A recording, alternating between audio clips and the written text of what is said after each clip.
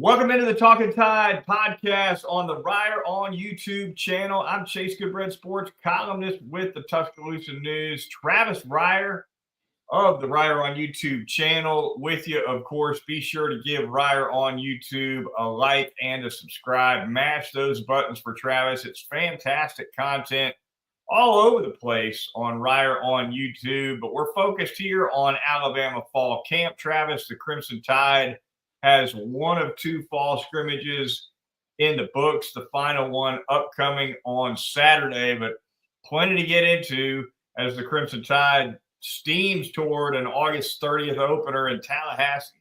Yeah, and according to you guys at the Tuscaloosa News and also, I guess, CBSSports.com, some information out there this evening of pretty significant importance. I saw Colin Gay's report, I guess, for you guys about Ty Simpson officially in the saddle as the starting quarterback for the Alabama Crimson Tide.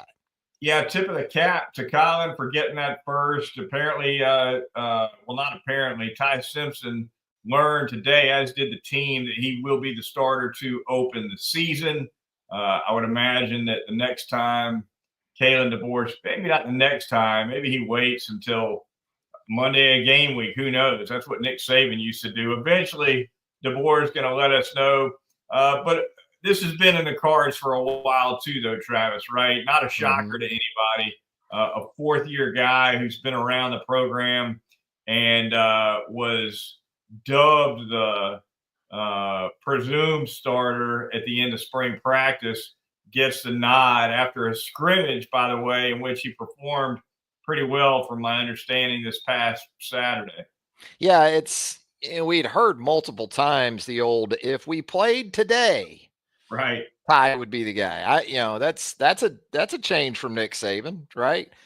Kind of wish Nick was still in there and this type of report came out this early in camp, and Nick stepped to that mic at that next media availability. It might be I don't know where you guys get this stuff. Yeah, I don't get it. I don't get it. You look over at Max and I don't get it. It'd be so great. That's the only thing I miss about all this, but a totally different approach. But yeah, I mean, given the candidates involved and what we had heard previously, you kind of went into fall camp thinking almost like a fight where you get later in the rounds and a guy's so far ahead on points, all he's got to do is stay on his feet, right? Just don't get injured.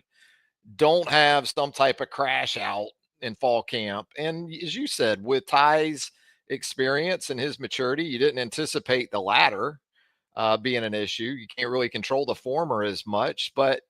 And even when we heard from, and we'll talk about the scrimmage reaction from Saturday in more depth coming up here, but when I continue to hear Kalen DeBoer talk about command of the team and command of the offense, not just in terms of scheme and what they're asked to do, but when I hear about the huddle and those type of things, I mean, that always points you towards the veteran.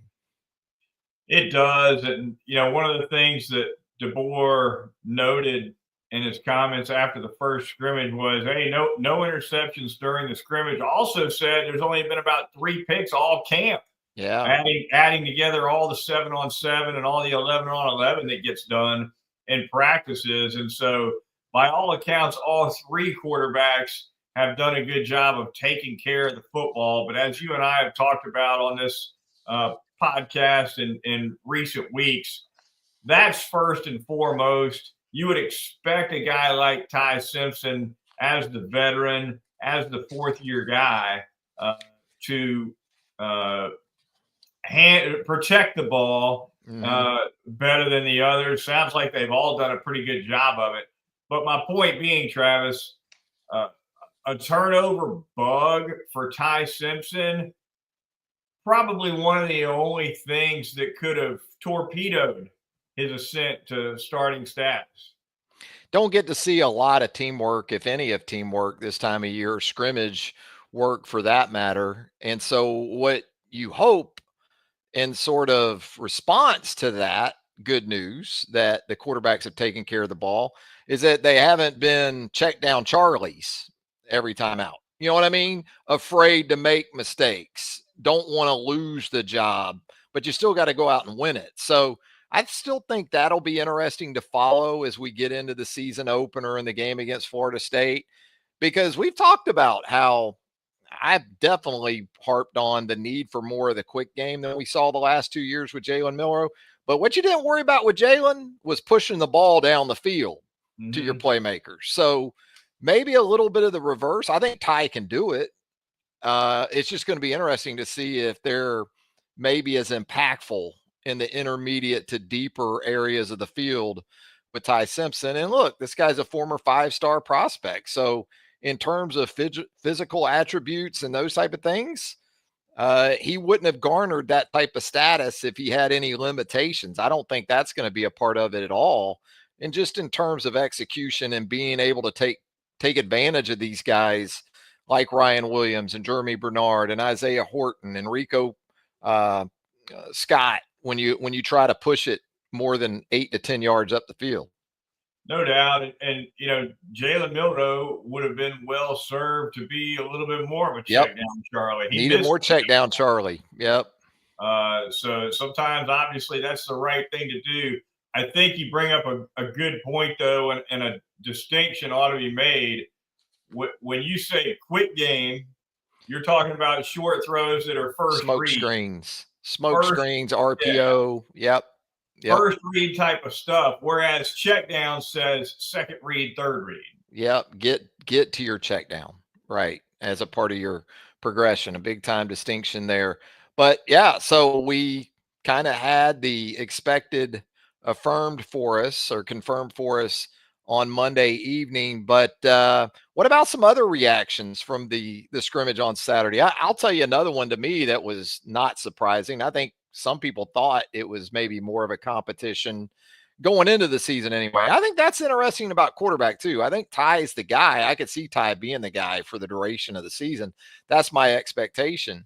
But as Keelan Russell continues to develop, Austin Mack is a project kind of in that same boat. And, you know, look, while we're on the quarterback situation, there's some folks that they love Keelan Russell. And I get it. There's some recency bias involved there because he's the latest new shiny toy, the latest 5-star at that position. But Chase, do you think more than ever there's more development that has to take place in college, or is at least as much, even with all the 7-on-7, all the exposure these quarterbacks have from a very young age to more access to great coaching and work and reps and those type of things? How many high school quarterbacks, though, do you see command a huddle these days in high school? How many teams huddle up really in high school football these days, or college football for that matter? How many quarterbacks work under center in high school these days? I mean, there's a lot you have to some blanks you have to fill in as a young quarterback too. Yeah, huddles few and far between. Snaps from under center, most definitely few and far between.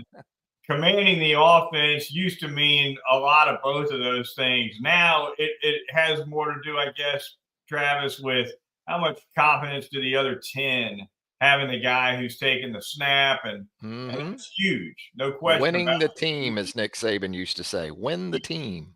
Exactly. You need those 10 guys to be a believer in whoever's back there as your starter.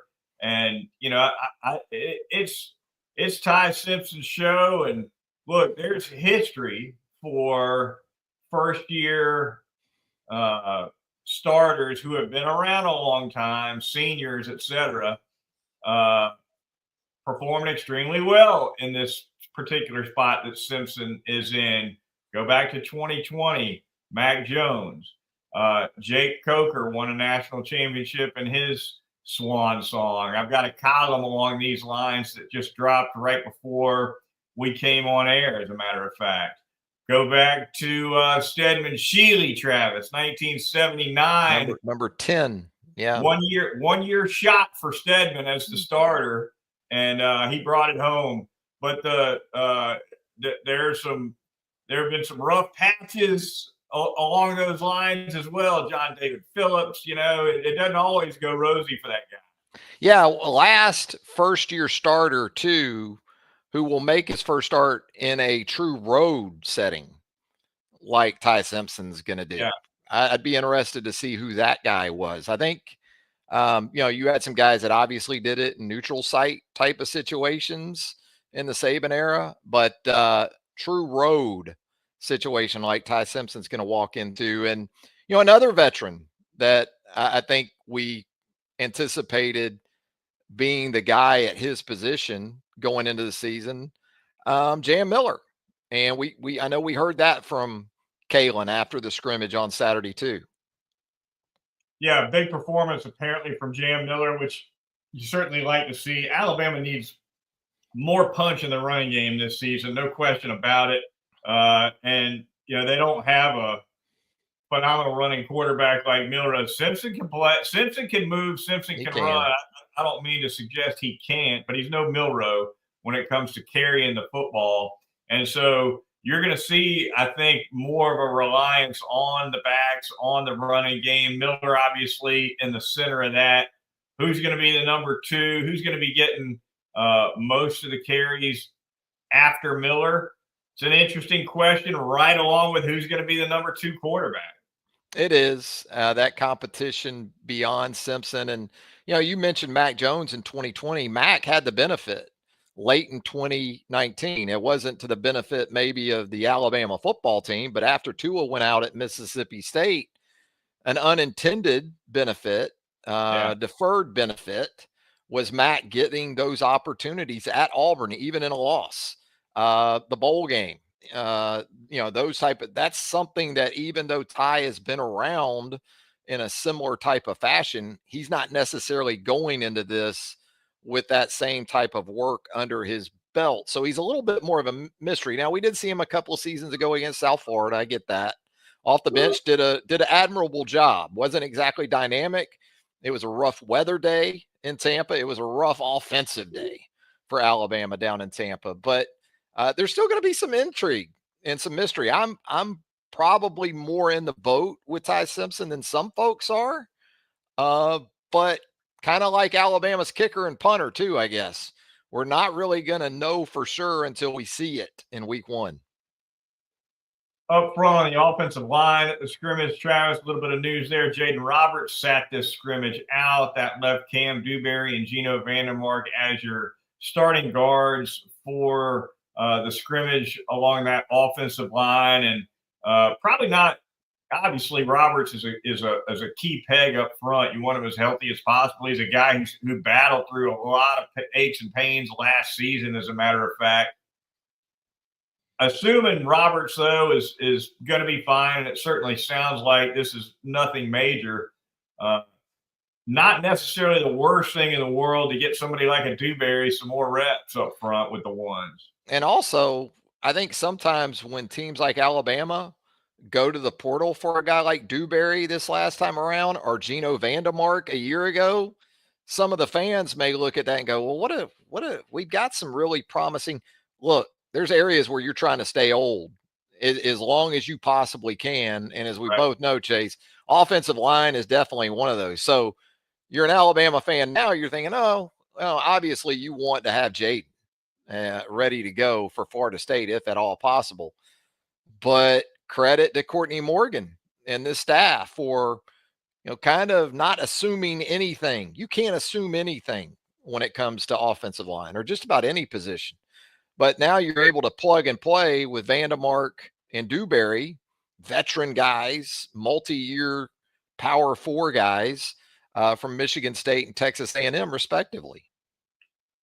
Is it a leap at all, or is it fair to suggest that the lineup for this first scrimmage might mean Allen is more a backup tackle than more a backup swing guy?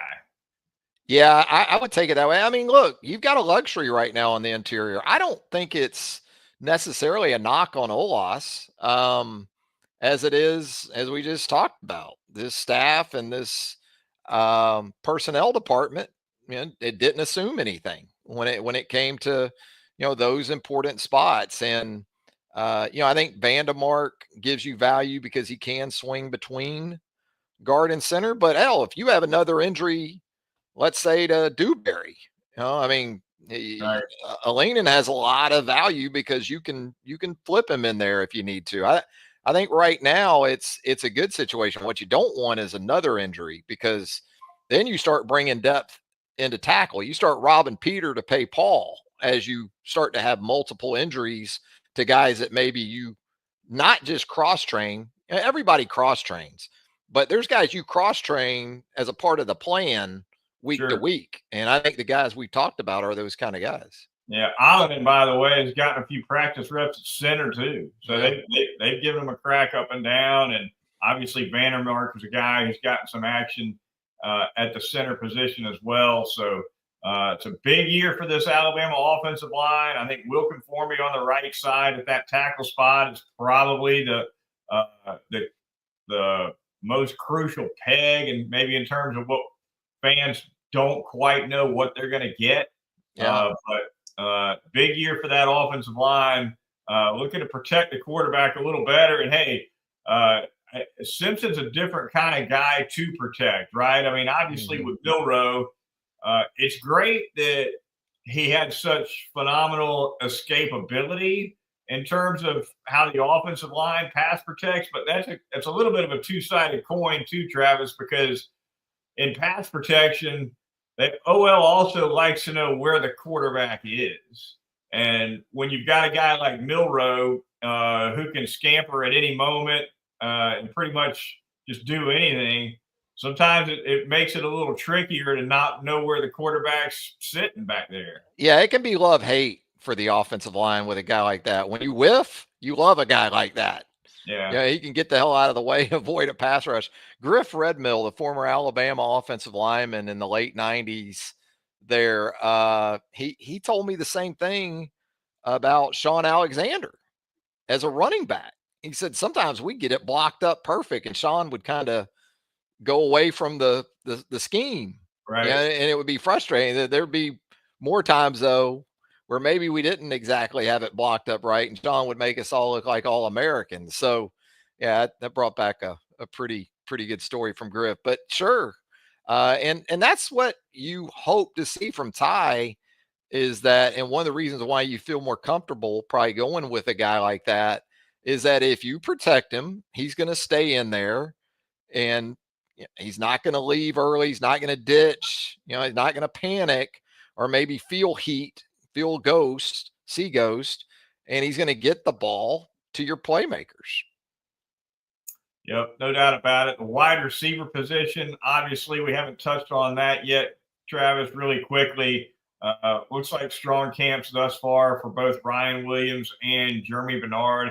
How things shake out with the 3-4-5 is going to be interesting to see that develop. And that's something that changes. It tends to change, I think, throughout the season. And a lot of programs changed a little bit last year for Alabama, as a matter of fact. But, is Isaiah Horton going to be that primary number 3? Is it going to be somebody else? I was going to ask you, what have you heard much about Isaiah Horton lately, or in the scrimmage, or? Yeah, I did not hear what Horton did or did not do. I mean, I haven't heard bad things, but this past Saturday, it definitely sounds like they like Horton on the outside. That's what I'm gathering, which is exactly what he did at Miami. He didn't spend a minute in the slot at Miami.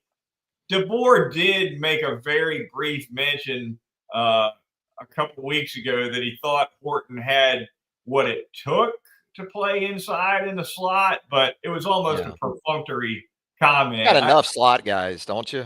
I mean, he's really? An outside guy. I think the more Ryan Williams plays in the slot, the more we'll see Isaiah Horton.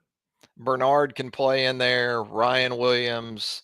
I'm thinking Rico Scott's going to be able to play in there. Cole Adams, who had some positive buzz coming out of Saturday. Give that guy. That dude is tougher than a $2 steak, Goodbread. I mean, with the injuries he's had going back to his senior season out in Oklahoma of high school football, he just keeps coming back, and it's not like he necessarily needs to ease into it. But Tim Green here in the chat, and by the way, we appreciate each and every one of you tuning in live here on a Monday night on Reier on YouTube.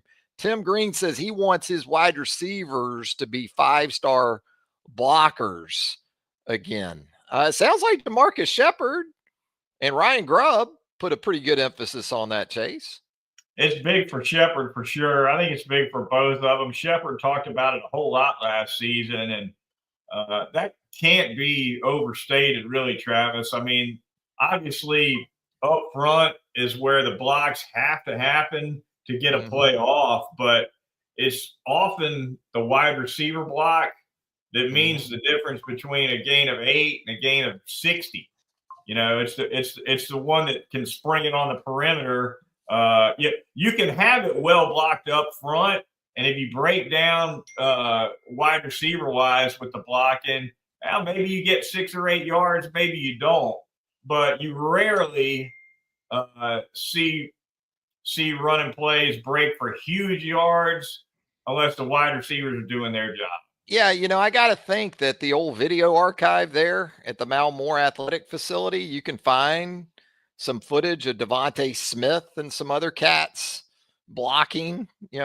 Just won a Heisman Trophy, and Devontae Smith would block you. I think they'll be okay with that, and it sounds like something Rico Scott can definitely help with. And Rico Scott, the more I think about it, I'm thinking kind of like John Mechie with more speed.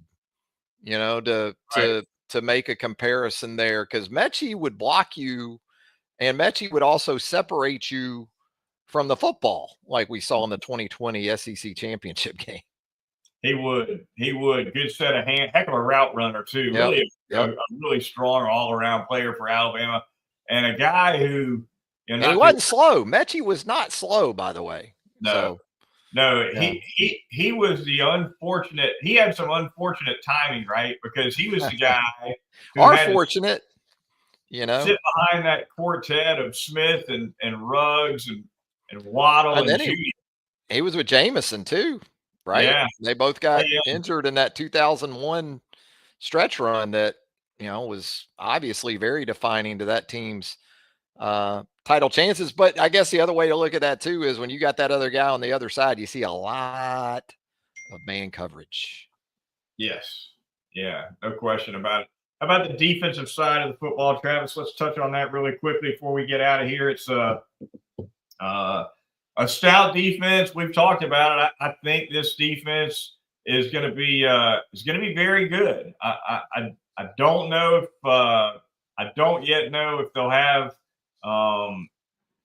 the effectiveness at pass rusher that they need to be great. But that's what I wonder about. Yeah, I think they're looking good. Speaking of pass rushers, by the way, James Smith, the promising defensive tackle from Montgomery, also held out in that scrimmage on Saturday. Does not sound serious with him either, though. Yeah, and they've got guys, man. So even if James Smith is out, Jeremiah Beeman, time to step up. Guys like that, Edric Hill, time for some other guys. You brought in Kelby Collins from Florida as a transfer. I know some of these positions are different, right? But yeah, I mean, they've got guys. I think I'm kind of with the defense. Well, I'm in with Ty Simpson probably more than you are. You might be in more with the defense than I am. And for me, with the defense and kind of the offensive line too, for me, it's put it on tape. I'm ready to see it, right? I mean, we've heard about it. I guess you could look at it with DeBoer talking about quarterbacks taking care of the ball. Well, where are the takeaways? Right. But I don't think that'll be as much of a problem if they can really get a pass rush ramped up. I don't care who you are on the back end. If you're not consistent in your ability to rush the passer, especially if you should be as good against the run as this defense should be, doesn't matter who you have back there in your secondary, you're gonna probably struggle to get off the field, especially on third down. Yeah, you're right. I think I am sold a little bit more here in August on the defense than I am on Simpson, primarily just because I've got my eyes on those players a lot more on the defensive side of the ball than we had Simpson. But that doesn't mean Alabama's defense. Oh, they look good. They look great. I mean, look, they first off the bus guys, no doubt about it. Goodbread. They're talented. They got some playmakers at all three levels. Yeah. But that doesn't mean they didn't struggle some last year too, right? I mean, they definitely had their struggles at times defending the perimeter last season, particularly in games they got beat in. Oklahoma comes to mind, especially in that regard. And of course, the pass rush last year was a little bit hit and miss too, as we've discussed. So it wasn't a great defense last year, but they're returning enough quality football players that I feel pretty comfortable they're going to be solid. Oh, and here's I got another comment for you. Tim Green Yeah. checking in here. How about strength and conditioning coaches saying that Justin Jefferson routinely hits 22 miles per hour as a linebacker? That's great. Yeah. That's great. If we're going to have a 4x100 team for those inside linebackers, sign me up. I want to see some TFLs. I want to see some people getting stoned. And I'm with you on Justin Jefferson. I don't think the issue with him has ever been Sikkim. He in front of him and downhill, as you like to say, he'll take care of business. I'm more worried about Deontay Lawson getting back to form, and then you can have that complementary duo, right? With Jefferson and Deontay, or because I think Nakai Hill Green is going to be more of a thumper when it's all said and done, right? Hill Green is a gap player. He's not the perimeter guy who you're going to necessarily count on to be tracking down scat backs at the sideline. He plays on his toes. He's going to be rock. He should be solid for Alabama in those A and B gaps. But Lawson, being the captain, being the playmaker, being the green dot guy, and of course, Hill Green's got green dot experience himself from Colorado. But you're right, Lawson is the heart and soul guy in that defense, and his recovery from the knee injury is huge. Sounds like he's going to be good to go for Florida State. I think he called himself 90% at SEC Media Days. Yeah. But it's not just how does he look against Florida State? It's how does he look in November too, right? Yeah, and we got a question in the chat here from Hattie May, who's asking about inside linebacker and that fourth inside linebacker. QB Reese, you've got those young guys that are in there. I still like Caden Jones in terms of physical attributes, right, as a potential depth provider there at inside linebacker. I think in association with Hattie May's comments about special teams, I would be surprised if those guys aren't involved in that. Maybe a young guy like Luke Metz coming in from high school, Duke Johnson, they brought in, they feel good about. Those are the kind of guys, I guess. Chase, what would you think of that fourth guy? I agree that when it comes to that fourth spot, you probably are looking at somebody younger making a move, a Metz, a Duke Johnson. They had the kid transfer to South Carolina last year with the difficult name to pronounce, who might have been in a position to fill a role like that for Alabama. But you got Abdul Sanders, that's a young guy to go along with Johnson and Metz. Sure.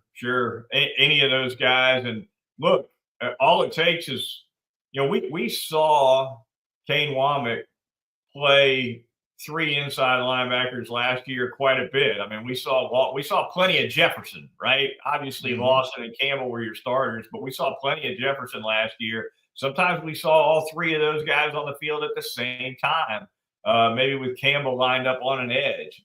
And so if we assume that Womack is going to play three guys a lot, then that means all it takes is one guy to go down, and whoever that fourth linebacker is will be on the field. I think Justin Jefferson and Nakai Hill Green could be a complementary duo if you open the season with Deontay maybe still on a pitch count, even in that opener, because Hill Green is more of a true Mike who can handle green dot, and you can play Justin off the ball and kind of let him play to his strengths, sideline to sideline, see it, hit it, be aggressive. So I could envision that scenario I think those three guys, there's going to be reps probably throughout the season for all three. How about the secondary, Travis? A lot of talk about the depth back there. It sounds like Kane Womack is really quite excited about not only what he sees from the ones, but the twos as well. And Yeah, I'm not surprised, really. I mean, they obviously they lost Malachi Moore, but pretty much bringing everybody back. You throw in a guy like Cam Calhoun, who maybe could help them depth wise, maybe help them out at Husky a little bit. You consider the fact that Womack did a lot of rotating, played a lot of backups last season in meaningful action. You add it all up, and Alabama appears to be in really good shape back there overall. I think so. I think covering people, they'll be fine this year. I think something you touched on earlier, they need to close up the green on perimeter runs, edge setting, quick game. Too many times last season, it just seemed like guys had 3 or 4 steps of green before you saw somebody really enter the picture. And that's just something we had not grown accustomed to seeing for about the previous 15 to 16 years. So that's where I'm interested in. It's kind of like Dewberry and Vandermark on the offensive line. You see them go to the portal and take Cam Calhoun. You're thinking, they're good. They're fine. But, you lose a guy or two and you're cross training some guys at multiple positions can become very valuable. And there's nothing wrong with upping the stakes on the practice field on a day-to-day basis from a competition standpoint. I do like how this staff has gone about that. They haven't assumed staying healthy. They haven't assumed having enough in terms of competition. They continue to sort of populate their roster in a way that, day in and day out, they've got some answers. Hey, you made a really interesting comment last fall here on the podcast when it comes to perimeter defense, Travis, and I can't off the top of my head remember which game we were breaking down at the time, but you noted that you had seen a few instances where Alabama would run some kind of twist or stunt up front on the line that would put a more athletic guy like a Wolf inside trying to hit an A gap. And then you take a bigger guy, 300 pounds, who twists outside, and now all of a sudden that guy is responsible for setting the edge. You can't do that with a guy that weighs 290, right? And or quarterbacks, extending plays, avoiding pressure, and just easily getting to the flat, where they can make plays throwing it and or running it. I still don't get that, but look, maybe year 2 it'll make more sense. That's I'm sure it will. But that didn't resonate with me last year. Lining up the Wolf, basically over the A gap or, at more of an inside linebacker position. And then it just felt like you were always light on the edges last year. They've got one way or another, whether it's something they settle into and become more effective doing or whatever the case, they've got to be better on the edges this season. Some kind of an alert for the I don't know. Whatever the case, but yeah, for a safety too or much green, man. Yeah. Yep. So something to watch, no doubt about it. All right, that I think Travis will do it for this edition of Talkin Tide. Anything else to hit on here before we close it out? I mean, kicker and punter, they still got to figure that out. Yeah. And we said ideally all Connor Talty will be asked to do is kick extra points, but that's not realistic, as we know, not in this league. And so that being said, you could be telling me Connor Talty isn't having any struggles right now, and I'd still want to see it in Tallahassee on August the 30th.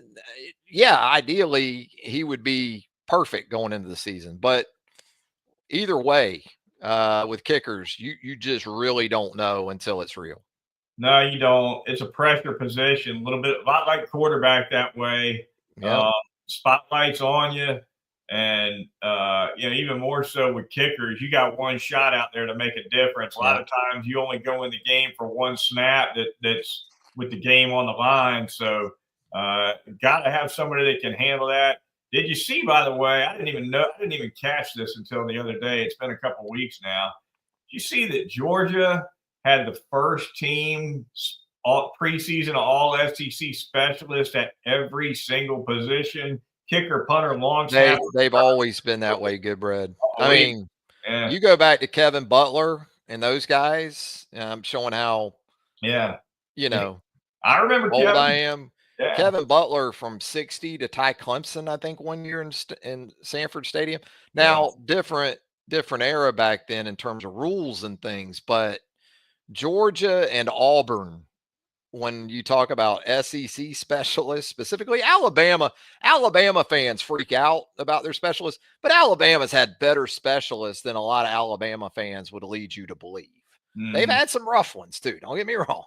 They have a tendency to remember the rough ones. Well, they remember Lee Tiffin missing the kicks at Arkansas in 2000, and was that 6? He missed those kicks, I think. That's Yeah. right. Yeah, because they beat him in 07. But they don't remember Lee Tiffin being first team AP All-American 3 years later, right? So the memory works that way sometimes. Sometimes. All right, that is going to do it for this edition of the Talkin Tide podcast. Once again, be sure to smash those like and subscribe buttons on Reier on YouTube. For Travis Reier, I am Chase Goodbread, sports columnist with the Tuscaloosa News. We will be back soon enough right here on Talkin Tide. 6'2" stack monster and pipe. If you know, you know.